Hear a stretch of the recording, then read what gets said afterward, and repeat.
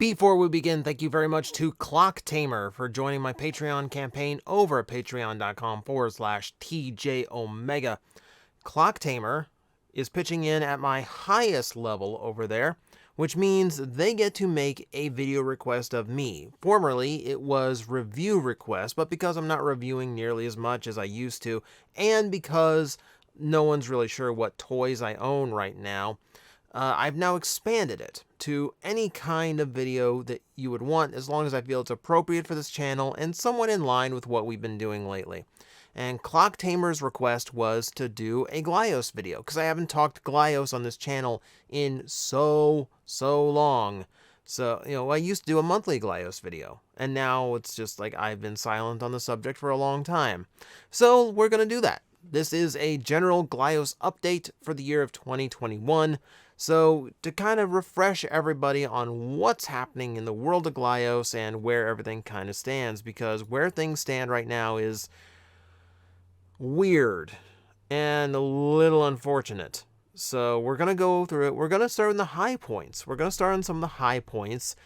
We do have a brand new face in the Glyos universe that is really doing some really strong things, and that is Rocom Toys and their Mighty Maniacs toy line. This was kickstarted and actually had a really successful time in their Kickstarter. You can see they've already done a ton of different figures. They did a whole bunch for PowerCon, so they're a little bit small here, but you can see they got them repainted up as Mossman and Trapjaw. We see another set that's Merman and Man-at-Arms. So they have fun with the homages. And you can see a ton of different homages as you look through the website. I'm trying to find the main hero, but it looks like he's sold out right now. Which, hey, good on them. Glad that their stuff is selling well. But yeah, we see a Michael Jackson-inspired zombie. We see some Ghost Rider homages, some more of the original characters. There's a Jason Voorhees and a Leatherface. That kind of fun stuff. So this is actually kind of neat. Like, there's like a video game in the works using a lot of this. You can see they're using a whole bunch of different molds. So they've got a robot mold, they've got like a street brawler, they've got like a furry mold. They're all the same style, they're all the same basic stance, but they've gone really heavy on like horror movie themes. So that's kind of like the whole like defining thing about the Mighty Maniacs, and it's a really cool set of figures. Like, I'm actually like really happy with how all of these turned out, and wishing them very well, because they seem to just go for it, like as many figures as they can justify all at once, and they just do it. Also still kicking along, Spaced Out Design and their Geos Draxus figure. Still really love this one. Like, I really like the rock style, and I like the idea behind this, because the drops are still very much one really nice rock base, one kind of out there, which in this case was the Geostator colors, and then one that is translucent with just silver, and those, so you can intermix all those different translucent colors. It's a really interesting pattern for releases. And yeah, of course, the Geostator, Devastator, Constructicon colors. Love it. Absolutely love it. God Beast still kicking along, doing his bi-monthly drops as usual. For Halloween, he doubled down on a previous release, which was all based on the Halloween cereal mascots. And yeah, very cool to see them again. If they're like the old ones, these are scented, which is why these are so much more expensive than Mushi toys usually are, because they actually smell of chocolate and strawberry, etc. So Marty, one of the few guys crazy enough to do scented Glyos figures. I've only known one other. Alright, so, and that's who's most active. We still also get a few BioMasters here and there. They did a release for PowerCon as well. I almost said Power Morphicon. That's Power Rangers. This is a He-Man convention. And you can see they've also done some of theirs. They actually, like, all the Glyos companies actually did this really cool thing where they had a set of releases that were all unified. So all of them basically formed essentially Justice League homages, all based on this mold that you see in the middle. That is the basis for it is the Battle Tribes figure from Spy Monkey Creations, of which there's still a whole bunch there. They've expanded. There's new part packs for those, so they can do a few different style of figure, as you can see. But also other companies have been, borrowing it out and doing their own figures based on the mold. There's also these, which you can see, pro wrestling based. Pretty much anything that makes sense for this He-Man style body, there have been figures being released. But yeah, a whole bunch of Glyos companies came together to basically make a ton of Justice League homages, and they've released them all together, which was a really cool thing to see all the companies working together like that. So I wanted to talk and touch on those and see like all the stuff that's still in the shop for some of those Glyos companies. And now we're going to go to Onell Design. Of course, the original Glyos company just celebrated an anniversary with a small drop, but all based on classic characters and color schemes. Now, Onell Design actually has its anniversaries in July, but this got delayed all the way to October. And for an anniversary drops are usually big deals at Onell. That's usually when they drop a brand new figure. They'll bring back some old color schemes, of course. They do a lot of, and sometimes it's like really huge drops because it's the anniversary. Here, it's a very sparing release. And these seem to be produced in heavier numbers because these are still available right now. Normally, Onell Design stuff sells out very quickly. So what's going on with Onell is there's been a lot of inconsistency with release there. They went to about a couple of years ago, they started going to a bi-monthly drop. And then when the pandemic happened, a lot of the factories got shut down, including theirs. Slowed things up a lot. And Ralph Neese, the artist who did most of the Glyos artwork, passed away suddenly. So this was, I believe this wave was in his memory. But that's another thing that really kind of like took some wind out of the sails over at Onell, who have now gone to just a sporadic release schedule. And what hurts about that is, since Onell Design is the originator of Glyos, and that's like where all of the inspiration started. To start losing that and to see it like be such a rare release now and just not doing like the big drops that they used to, the like really super creative drops they used to, it's disheartening. Like it takes the wind out of the creative sails, and I feel like Glyos in general feels that, and I feel that. I find myself less interested in Glyos now because the main company that that makes all of my favorite Glyos figures just hasn't been themselves lately, and hasn't been themselves for a while. And every wave, it feels like, has some kind of air of finality to it, almost like every wave is expected to be the final wave of Onell toys. And they've done 91 waves of these figures. Considering Faden has been in almost every single one of those waves, you can kind of tell where, they might be getting a little bit exhausted in what they can do with some of these toys. Now, they're still making new stuff, We still have, these guys, the Synchro Borg, which is still very, very new. We've only gotten a few colorways of it.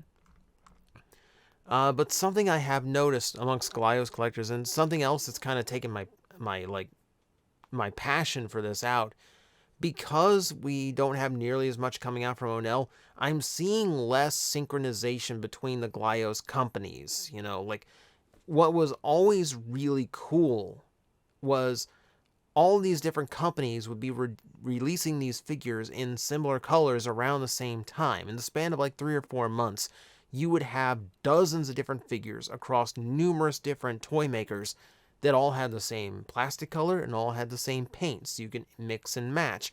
So like marketing wise, that's great, because all of the stuff you're doing over here makes the rest of it more more hotly demanded, because everyone wants all the parts to build with. And I feel like we're losing that because we've gotten so many companies. And one thing you can see going across here, the Mighty Maniacs, Spaced Out Design, the God Beast, though God Beast is like, especially with things like this, these look super cool, but no one else is doing those. And then the BioMasters as well. And it feels as though everyone's just kind of doing their own thing now, instead of cooperating and creating one big whole, which is what Glyos used to do. Now everyone's just more focused on getting their own thing to stand out from each other. I'm not seeing that unification in the colors and the pre-planning to make sure the waves were all synchronized.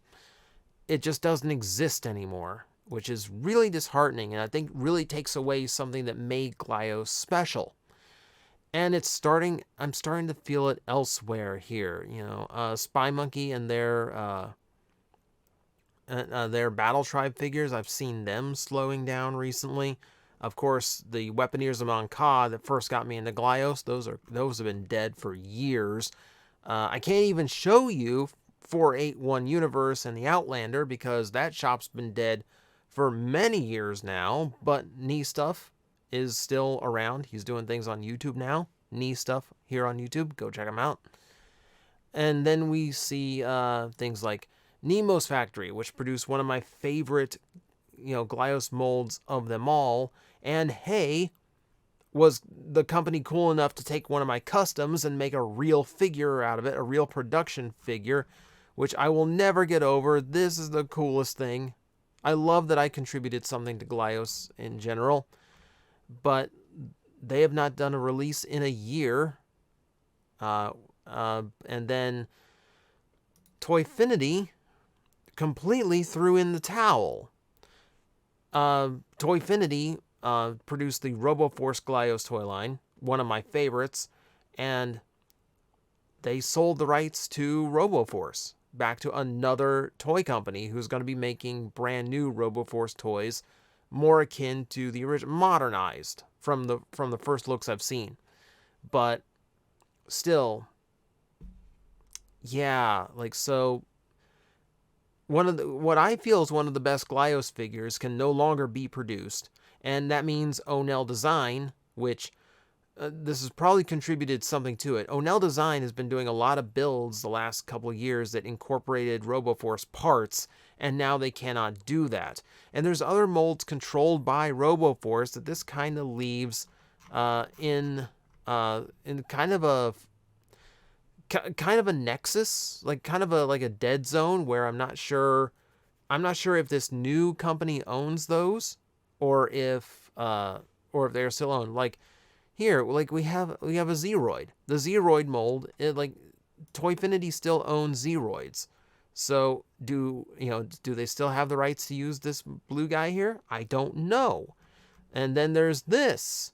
So this mold, there's a secondary mold that has been used by Toyfinity that was also used by Onell to create the Mechabon figure. There, you can see it there. And this is designed to be RoboForce, so is this part of the deal? We don't know. Legally, you can't tell all of those things.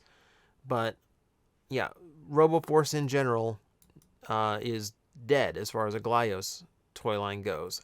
And I'm hoping there's more Glyos in the future for Toyfinity. I hope they do something different and new. Or at the very least, if they still have any of those existing molds under their control, I hope they come back with them. But yeah, this was another just huge hit to Glyos. Just take one of the best toys and just heave it. Really unfortunate. Now, It's not to say Glyos has lost everything. We still have surprises that come out every now and then. Banamon, who has been gone who just takes like a year-long hiatus, just dropped a whole new set of figures, like out of nowhere. That was interesting. And then we have Cappy, who is the Kraboth-obsessed Glyos fan turned Glyos producer, who has been making all kinds of interesting little figures out of, so here's more of the Power Tribe DC characters. Cappy released Aquaman. And then he did all these different Glyos figures in green. The metallic green on that AV robot is gorgeous, by the way. But you see all these Care Bear homages, including the Nemesis mold as No Heart. Brilliant stuff. Love that. So it's been interesting times for Glyos. We've lost some, others have slowed down, others are still thriving. It's a very different landscape than it used to be. And like I said, it's not one that's inspiring me the way it used to. I'm not a fan of seeing all these companies do their own thing. I'd love to see the return of unified color schemes and colorways. Of course, I would love to see Onell getting back up to speed. If not a monthly drop, then back to the bi-monthly schedule, because I still feel like, especially with the new molds that they've been rolling out the last few years, we haven't seen the best that those can be. Like the Delphi was just came out, and we barely have any of those around. I'm still looking forward to what Onell's going to do, and I'm hoping they don't throw in the towel, because it always feels like they're ready to. And I feel like Glyos would get a lot of energy back if Onell could hit that creative spark again and return to form. Otherwise, like, it's, the ship is sailing without its captain at the helm. And I think that's hurting Glyos in general. It's certainly hurting my enjoyment of it. I don't know about other Glyos collectors, but that's what I'm going to leave it at here. Glyos is in a weird place right now. I'm hoping for better. I'm hoping more things like Mighty Maniacs comes along. I'm hoping we see a return to I'm hoping we see a return to form with unified color schemes. And yeah, hopefully the next time we talk Glyos, it's going to be a little bit more exciting and thrilling than this. I feel like I'm bearing bad news, but it's not all bad. And of course, it all just keeps going. So we will see where it goes from here. Guys, I am facing the most powerful enemy any YouTuber can face, the algorithm, and I need your help to defeat him. Hit the like button, hit the subscribe button, hit the notification bell, and leave a comment. Every time you do, we attack that algorithm and we drive it back until it can no longer defeat this channel. Thank you very much.